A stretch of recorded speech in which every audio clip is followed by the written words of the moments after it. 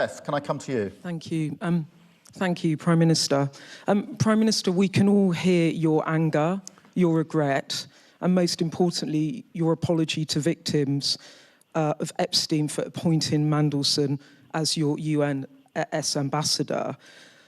But look, whatever he said or didn't say, it has proved a catastrophic error of your judgment to put him back into your government.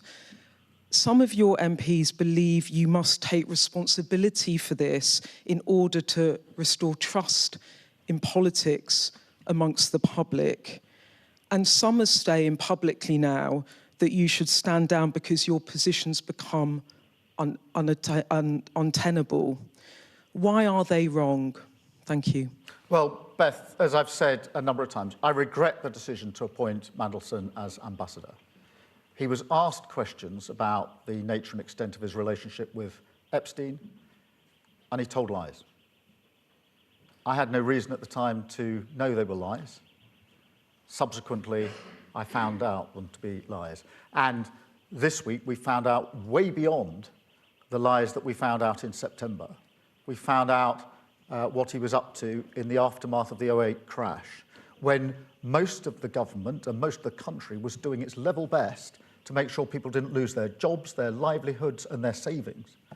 And at that time, he chose to disclose sensitive secrets to Epstein, almost simultaneously as receiving them.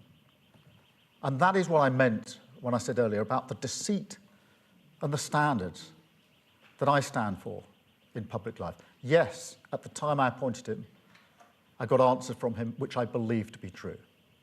He painted a picture of barely knowing Epstein. I didn't know that was lies at the time. I regret I didn't know. I've apologised for the fact that I appointed him in the first place, having believed those lies. Thank you, Beth. Robert. What do you say to your MPs? Some are publicly saying this morning they think your position is... Firstly, let me say I understand their anger and frustration. Firstly, let me say I understand their anger and frustration. I am angry and frustrated like them, because nobody wants to see these deceits in public life. They are angry about his association with Epstein, as am I. They're angry about what he did at the tail end of the last Labour government, and frustrated, as am I, that the full information of what was asked and answered when he was appointed can't be in the public domain. That is frustrating.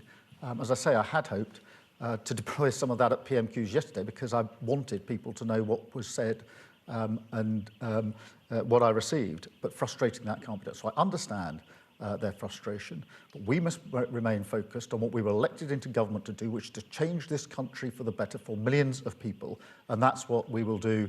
And today, in Pride in Place, what we've done on the economy are examples, but only examples of what we're doing. Thank you, Beth.